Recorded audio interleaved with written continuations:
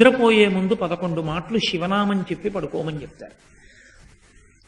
తెల్లవారి నిద్ర లేచేటప్పుడు మీరు పరమశివ భక్తులైనా సరే, మీ కులదేవత పార్వతీ పరమేశ్వరులైనా సరే, శివ అంటూ లేవడాన్ని శాస్త్రం అంగీకరించదు.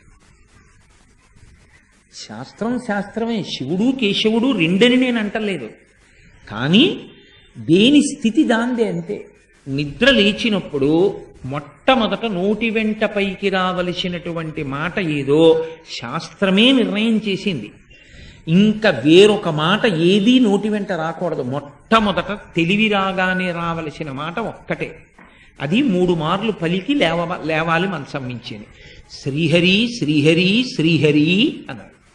3 మాటలు శ్రీహరి అన్న నామం చెప్పి మాత్రమే లేవవలసి ఉంటుంది. అంటే జాగృతి ప్రారంభమైంది, నిద్ర లేచాడంటే రక్షణ చెయ్యవలసినటువంటి వాడు శ్రీ మహావిష్ణువే.